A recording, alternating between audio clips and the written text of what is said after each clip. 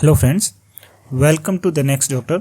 आज हम पढ़ेंगे एथेरोस्क्लेरोसिस के बारे में। ठीक है, तो उससे पहले हम एक क्वेश्चन कर लेते हैं। क्वेश्चन ये है कि एक 70 years old man presents with complaint of pain is in lower extremities when he walks. When he stops walking, the pain goes away. He have history of hypertension, diabetes, mellitus and smoking. Palpation and auscultation of the abdomen reveals a soft, non-tender abdomen and normal bowel sounds. The symptoms have been occurring for 6 months. Which of the following can cause the above mentioned symptoms? ठीक है, तो अभी इसमें main जो है वो है कि pain in the lower extremities when he वॉक्स।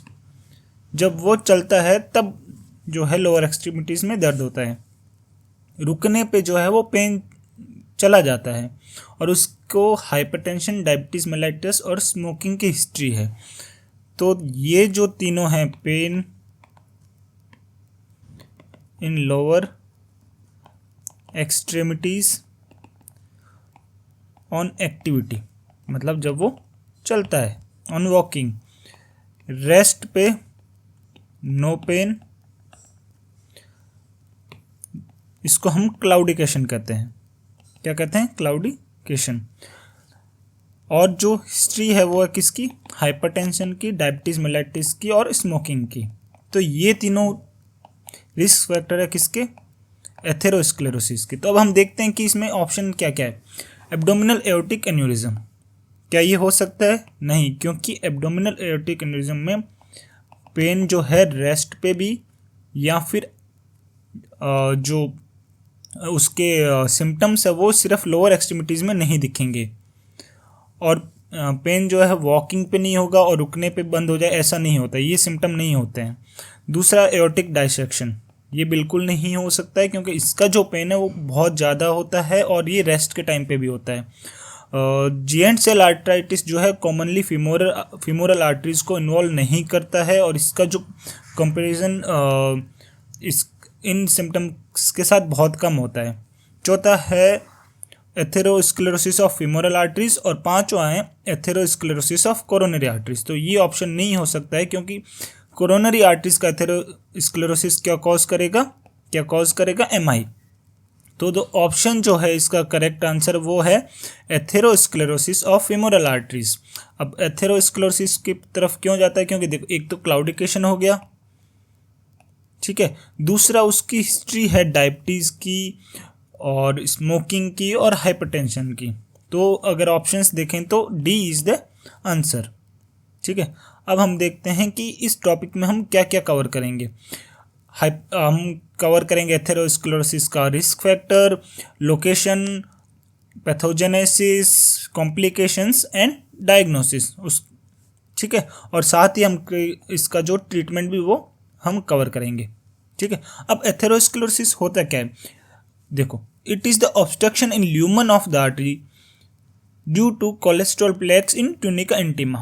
तो ये हमारी आर्टरी है, ये जो है ये ट्यूनिका इंटीमा है, मतलब सबसे अंदर वाली लेयर है। इसका जो है वो ऑब्स्ट्रक्शन हो जाता है ल्यूमन का ऑब्स्ट्रक्शन हो जाता है। क्यों? क्योंकि there is an obstruction by plaque से ऑब्स्ट्रक्शन हो जाता है।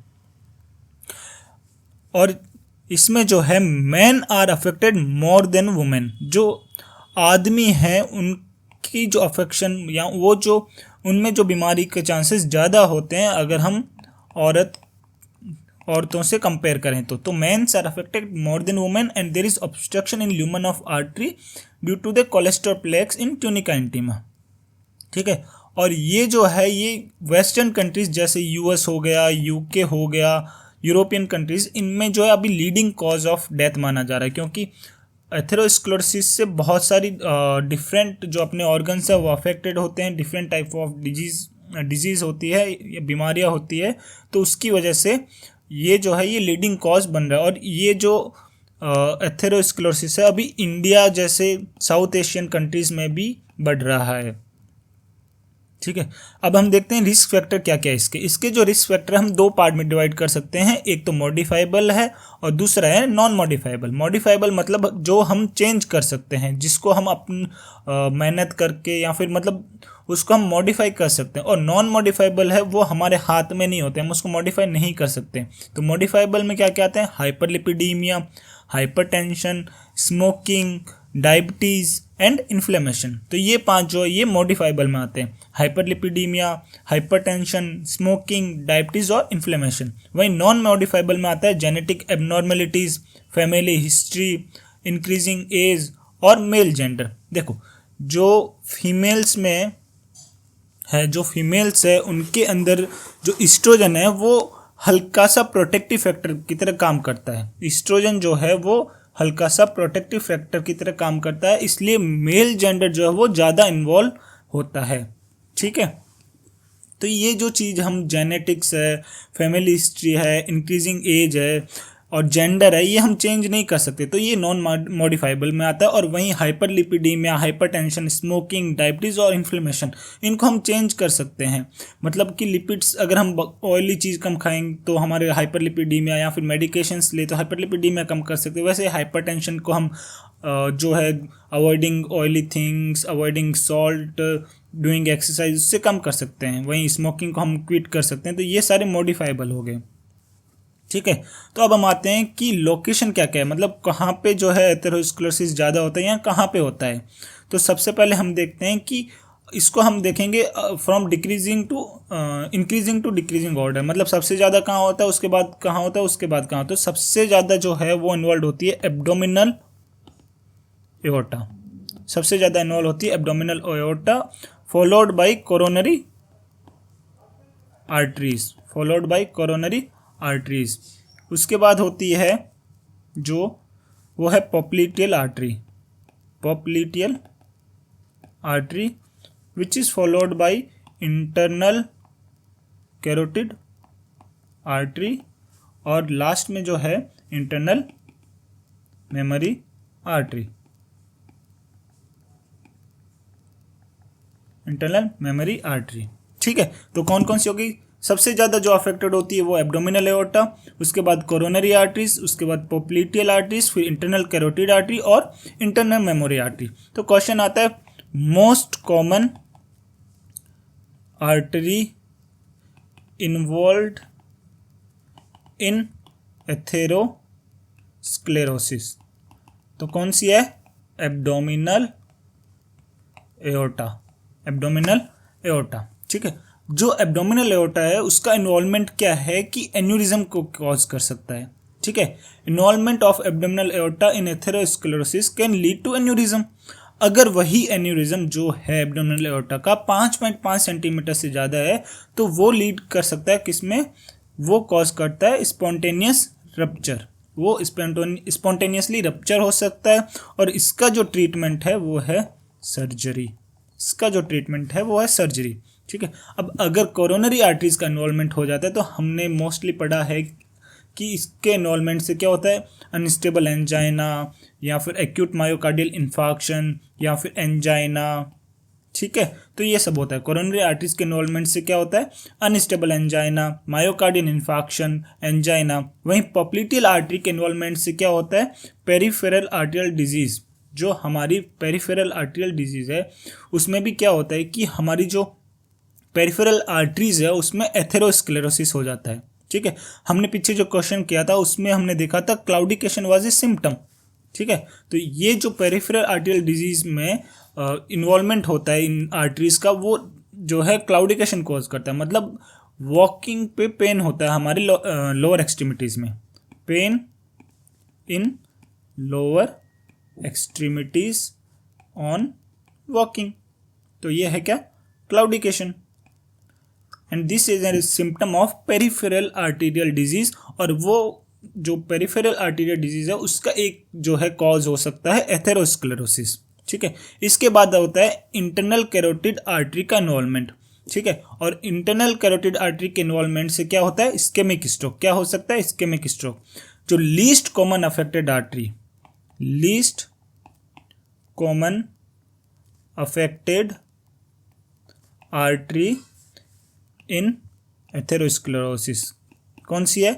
Internal mammary artery. ठीक है, तो लीस्ट कॉमन आर्टरी कौन सी है? Internal mammary artery. और इसी वजह से इसको जो है कोरोनरी आर्टरी बाईपास ग्राफ्टिंग के लिए प्रिफर्ड एजेंट माना जाता है। जो कोरोनरी आर्टरी बाईपास ग्राफ्टिंग है उसके लिए जो प्रिफर्ड ग्राफ्ट है वो कौन है? इंटरनल मेमोरी आर्टरी, क्योंकि इसमें जो एथेरोस्क्लेरोसिस होने के चांसेस बहुत कम हैं। ठीक है, अब देखते हैं हम कि इसके पैथोजेनेसिस क्या है। ठीक है, कि what is pathogenesis of atherosclerosis. तो सबसे पहले होता है एंडोथीलियम इंजरी। तो क्रोनिक एंडोथीलियल इंजरी होती है। क्रोनिक एंडोथीलियल इंजरी कौन कौन कॉज कर सकता है? हमने इसके रिस्पेक्ट पढ़े हैं, hyperlipidaemia, hypertension, smoking, homocysteine, haemodynamic factors, toxins, viruses and immune reactions. ठीक है, तो कौन कौन से? Hyperlipidaemia, hypertension, smoking, haemodynamic factors, homocysteine, toxins, viruses और इम्यून रिएक्शन। इन सब से क्या होगा कि क्रोनिक एंडोथीलियल इंजरी होती है। जो हमारी ब्लड वेसल की एंडोथीलियम है उसकी इंजरी होती है। ठीक है, इंजरी होने की वजह से रेस्पॉन्स होता है और रेस्पॉन्स में क्या होता है?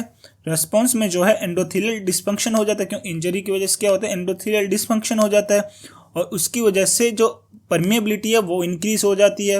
ल्यूकोसाइट्स जो है वहाँ पे आके एडेशन करना स्टार्ट कर देते हैं, ल्यूकोसाइट का एडेशन होने लग जाता है। ठीक है, ल्यूकोसाइट्स का एडिशन होना स्टार्ट हो जाता है, मोनोसाइट्स वहाँ पे आने लग जाते हैं, इमाइग्रेशन होने लग जाता है।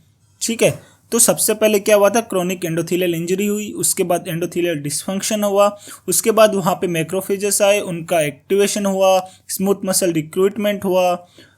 ठीक है, उसके बाद वहाँ पे जो फैटी स्ट्रिक बनता है, ये जो येलो है ये, उसके बाद फैटी स्ट्रिक्स बनने स्टार्ट होते हैं और जो स्मूथ मसल्स है वो जो है लिपिड्स जो होते हैं उनको एनगल्फ करना स्टार्ट होते हैं। तो macrophages activation, smooth muscle recruitment followed by macrophage and smooth muscle cells engulf lipid. जो मैक्रोफेज और स्मूथ मसल सेल्स है वो लिपिड को एनगल्फ करना स्टार्ट कर देते हैं और उसके बाद जो है स्मूथ मसल्स का प्रोलिफरेशन होता है, कोलेजन और एक्स्ट्रा सेलुलर जो मैट्रिक्स है उसका डिपोजिशन स्टार्ट हो जाता है।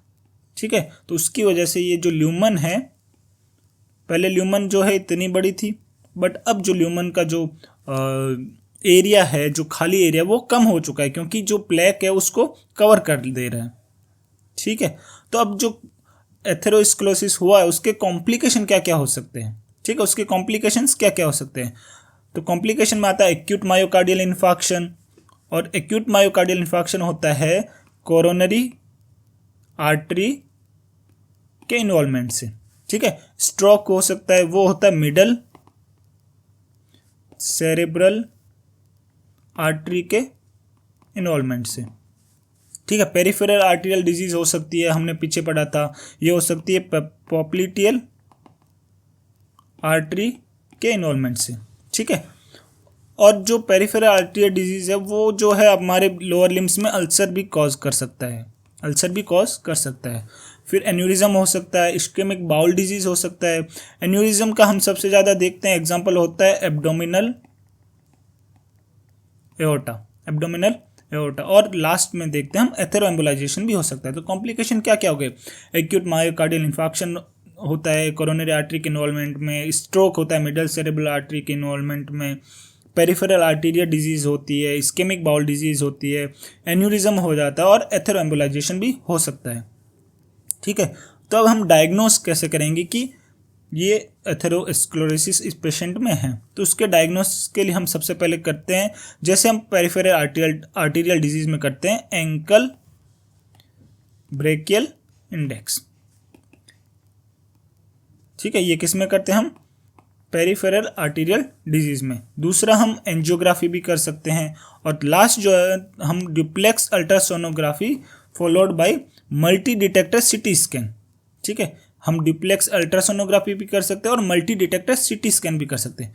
मल्टी डिटेक्टर सीटी स्कैन जो है वो एक इमेजिंग मॉडलिटी है, वो नॉन इन्वेजिव है, और ये ऐसी मॉडलिटी है जो वल्नरेबल और नॉन वल्नरेबल प्लेक्स है, जो vulnerable and non vulnerable plaques है उनको ये डिफ्रेंशिएट कर सकता है।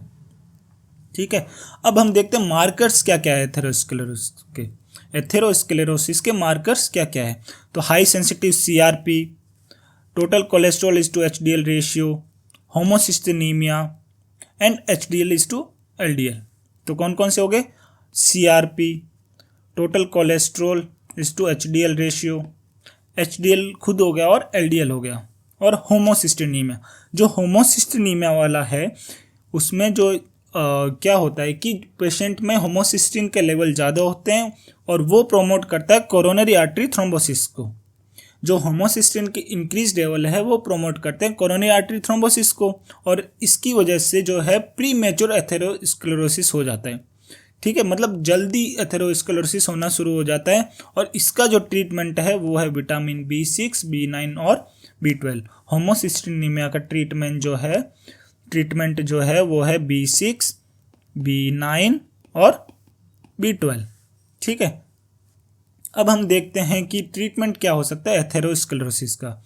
एथेरोस्क्लेरोसिस में हम ट्रीटमेंट क्या क्या दे सकते हैं, तो हम दे सकते हैं statins, we can give statins, ezetimibe, we can give fibrates, we can give bile acid resins and we can give niacin, followed by जो अभी नए PCSK9 इनहिबिटर्स है जो मोनोक्लोनल एंटीबॉडीज है। तो एक एक करके हम इन सब के बारे में पढ़ते हैं।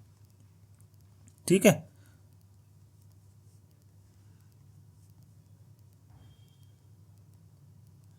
तो ट्रीटमेंट क्या है, हम स्टार्ट करते हैं स्टैटिन से। स्टैटिन्स जो है वो HMG कोए रिडक्टेज इनहिबिटर है, और ये कहाँ पे काम करती है, लीवर में। तो स्टैटिन्स जो है HMG कोए रिडक्टेज को इनहिबिट कर देती है। ठीक है, इनहिबिट कर देती है, और इसका जो मैक्सिमम इफेक्ट है वो LDL पे होता है। मैक्सिमम इफेक्ट किस पे होता है, LDL पे होता है। And it is seen that statins decrease the mortality in CAD patient. जो कोरोनरी आर्टरी डिजीज के पेशेंट्स है उनमें जो है स्टेटिन्स मोर्टेलिटी डिक्रीज करती है। कौन कौन सी ड्रग आती है इसमें आती है अटोरवास्टेटिन, रोजुवास्टेटिन और सिमावास्टेटिन। तो ये एंड जो है ये स्टेटिन से होते हैं, एंड होती है स्टेटिन से। कौन कौन सी है, अटोरवास्टेटिन, रोजुवास्टेटिन और सिमावास्टेटिन। ठीक है, और इनका जो साइड इफेक्ट है वो क्या है, हिपेटोटॉक्सिसिटी एंड मायोपैथी। हिपेटोटॉक्सिसिटी क्यों, क्योंकि ये जो है लीवर में अमाइनो ट्रांसफरेज का जो लेवल है वो बढ़ा देती है। अमाइनो ट्रांसफरेज का जो लेवल है वो लीवर में ये बढ़ा देते हैं, उसकी वजह से क्या होता है, हिपेटोटॉक्सिसिटी हो जाती है। दूसरा जो है मायोपैथी किस वजह से होता है कि इनको जब निएसिन या फाइब्रेट्स के साथ मिक्स कर दिया जाता है तो वो जो है वो मायोपैथी कॉज करता है। When they are mixed with niacin और fibrates then it causes myopathy. ठीक है, और कुछ ऐसी ड्रग्स भी है जो स्टेटिन से एंड करती है, but they are not statins. ठीक है, उनका जो नाम है वो स्टेटिन से एंड होता है पर वो स्टेटिन्स नहीं है। कौन कौन सी है, सिलास्टेटिन, पेंटोस्टेटिन और सोमेटोस्टेटिन। ये तीनों ड्रग्स का जो नाम है वो एंड स्टेटिन से होते हैं, but they are not anti dyslipidaemic drug. ठीक है, वो स्टेटिन्स नहीं है, वो HMG कोए पे काम नहीं करती है। कौन कौन सी, सिलास्टेटिन, पेंटोस्टेटिन और सोमेटोस्टेटिन। इसके बाद हम पढ़ते हैं एजेटिमाइब के बारे में। ठीक है, तो एजेटिमाइब क्या है, ये जो है हमारे स्मॉल इंटेस्टाइन से कोलेस्ट्रॉल के अब्जॉर्प्शन को ही कम कर देता है। ठीक है, ये जो हमारे स्मॉल इंटेस्टाइन है उसमें जो कोलेस्ट्रॉल का एब्जॉर्प्शन होता है उसको ही कम कर देता है। कैसे, it binds and inhibits the NPC1L1 Niemann-Pick C1 like 1 जो रिसेप्टर है उस पर बाइंड करके उसको इनहिबिट कर देता है। ठीक है, तो अगर NPC1L1 पे एजेटिमाइब अगर बाइंड कर जाएगा तो वो जो है कोलेस्ट्रॉल के एब्जॉर्प्शन को बंद कर देगा, प्रिवेंट कर देगा, इनहिबिट कर देगा। उसकी वजह से जो कोलेस्ट्रॉल है वो एब्जॉर्ब नहीं होगा और बाकी चीज़ों के लिए, बाइल के लिए, इन सब के लिए जो हमारा ऑलरेडी जो शरीर में जो कोलेस्ट्रॉल है वो यूज अप होगा। ठीक है, तो नेक्स्ट जो हम पढ़ते हैं फाइब्रेट्स। फाइब्रेट्स क्या है? Fibrates activates PPAR alpha, peroxisome proliferate activating receptor alpha. ठीक है, अब ये क्या काम करता है? ये दो तरह से काम करता है। एक तो ये HDL के जो सिंथेसिस को है उसको एक्टिवेट कर देता है, मतलब HDL बढ़ा देता है। वहीं साथ में ये जो है लाइपोप्रोटीन लाइपेज को इंक्रीज कर देता है। ठीक है, लाइपोप्रोटीन लाइपेज को इंक्रीज कर देता है, वो जाके ट्राइग्लिसराइड्स को डिक्रीज कर देता है। तो फाइब्रेट्स का जो मैक्सिमम इफेक्ट है वो दिखता है ट्राइग्लिसराइड्स पे। ठीक है, और ये कैसे काम करता है?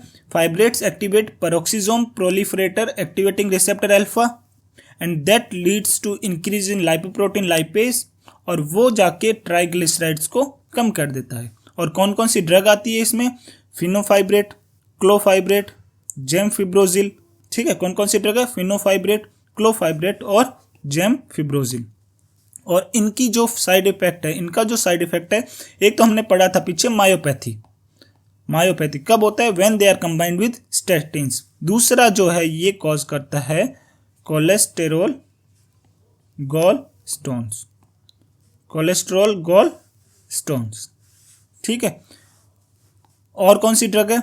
Next we are going to read about bile acid resins. ठीक है, बाइल एसिड, इसको हम और भी क्या कहते हैं? Bile acid binding agent. ठीक है, बाइल एसिड बाइंडिंग एजेंट। ये क्या करते हैं कि ये बाइल एसिड के साथ जुड़ जाते हैं। कैसे जुड़ते हैं देखो, पहले हम देखते हैं इसमें कौन कौन सी ड्रग आती है। इसमें आती है कोलेस्टाइरामिन, कोलेस्टाइपोल और कोलेसेवेलाम। ठीक है, अब याद कैसे करेंगे हम? देखो, दो ड्रग्स तो बहुत इजी है याद करना। जैसे हो गया कोलेस्टाइरामिन, जो ये ड्रग है colestipol. So these bile acid resins bind with cholesterol. तो कोलेस्ट्रॉल के साथ ये टाई हो जाती है। तो cholestyramine, colestipol, they bind with cholesterol, so they tie with cholesterol. याद कैसे रखेंगे हम? Cholestyramine, colestipol, they tie with cholesterol. ठीक है, अब ये तीनों जो ड्रग्स है they are drug of choice in children and pregnant women. Children में और प्रेग्नेंट वुमेन में जो डिसलिपिडीमिया, मतलब एथेरोस्क्लेरोसिस, या फिर हम जो कहते हैं लिपिड्स बढ़े हुए हैं जो कॉज करता है एथेरोस्क्लेरोसिस को, तो उसके लिए हम क्या ड्रग दे सकते हैं? ड्रग ऑफ चॉइस क्या है? They are cholestyramine, colestipol and colesevelam. These are drug of choice for pregnant women for dyslipidaemia. अब ये काम कैसे करते हैं? ये जो है एंटेरोहेपेटिक बाइल एसिड्स जो सर्कुलेशन होता है उसको जो है डिसरप्ट कर देता है। It disrupts the enterohepatic bile acid circulation. अब अगर उसको डिसरप्ट कर देगा तो जो ब्लड का कोलेस्ट्रॉल है वो यूज अप होगा किसके लिए? बाइल बनने के लिए। जो ब्लड का जो कोलेस्ट्रॉल है that will be used for bile, और जो यूज होगा, अगर ब्लड में से कोलेस्ट्रॉल यूज होगा then it will lead to decrease in intrahepatic cholesterol. तो फाइनली क्या होगा? हमारे जो शरीर में से कोलेस्ट्रॉल का जो अमाउंट है वो कम हो जाएगा। And this will lead to decrease in the lipids in our body, decrease in cholesterol in our body. तो ये कैसे काम करेगा? ये काम करेगा आपका एंटेरोहेपेटिक बाइल एसिड सर्कुलेशन को जो डिसरप्ट कर देगा। ठीक है, अब हम पढ़ते हैं किसके बारे में? नियासिन के बारे में। विटामिन B3 या फिर निकोटिनिक एसिड, ये कैसे काम करता है? This reduces the hepatic VLDL synthesis. जो नियासिन है वो हिपेटिक VLDL के सिंथेसिस को कम कर देता है और जो लाइपोलाइसिस है उसको इनहिबिट कर देता है। ठीक है, इट इनहिबिट्स लाइपोलाइसिस। कौन सा? Hormone sensitive lipase. ठीक है, इट इनहिबिट्स लाइपोलाइसिस। कौन सा? Hormone sensitive lipase in adipose tissue. ठीक है, एडिपोज टिश्यू में ये क्या करता है कि लाइपोलाइसिस को कम कर देता है। This is the only drug which decreases the level of lipoprotein A. ठीक है, लाइपोप्रोटीन ए के लेवल्स को कम करने वाली एकमात्र ऐसी ड्रग कौन सी है? निएसिन। कौन सी है? निएसिन, जिसको हम विटामिन B3 या निकोटिनिक एसिड भी कहते हैं। इसके साथ साथ जो ये HDL के लेवल को भी इंक्रीज करता है, HDL के लेवल को भी इंक्रीज करता है। क्यों? Because it decreases the catabolism of HDL। HDL का ब्रेकडाउन ये रोक देगा, उसकी वजह से क्या है कि HDL का जो लेवल है वो बढ़ जाता है। ठीक है, तो कैसे काम किया निएसिन ने? एक तो इसने जो है VLDL सिंथेसिस को कम किया, कैसे? बाय इनहिबिटिंग, एक तो इसने क्या किया, हिपेटिक VLDL सिंथेसिस को कम किया, और दूसरा इसने साथ में लाइपोलाइसिस भी कम कर दिया। कहाँ? एडिपोज टिश्यू में। तीसरा इसने क्या किया, इसने जो है HDL के कैटाबॉलिज्म को रोक दिया है, जिसकी वजह से HDL का लेवल जो है वो बढ़ गया है। ठीक है, अब इसके जो साइड इफेक्ट्स है वो है फ्लशिंग, प्यूराइटिस, हाइपरग्लाइसीमिया, हाइपरयूरिसीमिया और हिपेटोटॉक्सिसिटी। इसके जो एडवर्स इफेक्ट्स या साइड इफेक्ट्स है, उसकी वजह से जो इसका यूज़ है ना निएसिन का, वो कम है। ठीक है, इसका जो यूज़ है वो कम है। तो इसके साइड इफेक्ट्स क्या कौन कौन से हो गए? फ्लशिंग, प्यूराइटिस, हाइपरग्लाइसीमिया, हाइपरयूरिसीमिया और हिपेटोटॉक्सिसिटी। इसमें से जो फ्लशिंग और प्यूराइटिस है वो होता है प्रोस्टाग्लैंडिन्स और हिस्टामिन की वजह से। वो होता है प्रोस्टाग्लैंडिन और हिस्टामिन की वजह से। तो अगर हम NSAIDs दे देते हैं, अगर हम निएसिन लेने से पहले NSAIDs ले लेते हैं, तो फ्लशिंग और प्यूराइटिस के कंपोनेंट को जो है वो कम किया जा सकता है। ठीक है, अगर NSAIDs पहले ले लिया जाए निएसिन के लेने से पहले, तो हम फ्लशिंग और प्यूराइटिस को जो कंपोनेंट है या जो साइड इफेक्ट्स है उसको हम कम कर सकते हैं। ठीक है, अब लास्ट आता है PCSK9 इनहिबिटर। PCSK9 इनहिबिटर्स जो है वो मोनोक्लोनल एंटीबॉडीज है। किसके अगेंस्ट? PCSK9 के against. This are monoclonal antibodies against PCSK9। और ये जो है ये इनएक्टिवेट करता है LDL रिसेप्टर डिग्रेडेशन को। अब अगर LDL का रिसेप्टर डिग्रेड नहीं होगा तो LDL के रिसेप्टर्स वो बढ़ जाएंगे। अगर रिसेप्टर बढ़ेंगे then it will lead to increased removal of LDL from blood. मतलब ब्लड से जो है LDL का जो रिमूवल है वो बढ़ जाएगा और LDL का जो लेवल है वो कम हो जाएगा। ठीक है, तो PCSK9 ने क्या किया? PCSK9 इनहिबिटर्स के खिलाफ जो मोनोक्लोनल एंटीबॉडी है वो जाके PCSK9 को इनहिबिट कर देगी, जो आगे इनएक्टिवेट कर देगा LDL रिसेप्टर डिग्रेडेशन को। अब जो है LDL रिसेप्टर्स बढ़ गए हैं, उसकी वजह से जो है LDL का ब्रेकडाउन बढ़ गया है, रिमूवल जो है LDL का वो बढ़ गया है और ब्लड में LDL का लेवल कम हो गया। ठीक है, तो इसमें कौन कौन सी ड्रग्स आती है? इसमें आती है इवोलोसुमाब और एलिरोसुमाब। इवोलोसुमाब और एलिरोसुमाब। ठीक है, so this chapter conclude, this topic concludes here. Thank you for watching our channel. The Next Doctor. Kindly subscribe, like and comment. Thank you so much.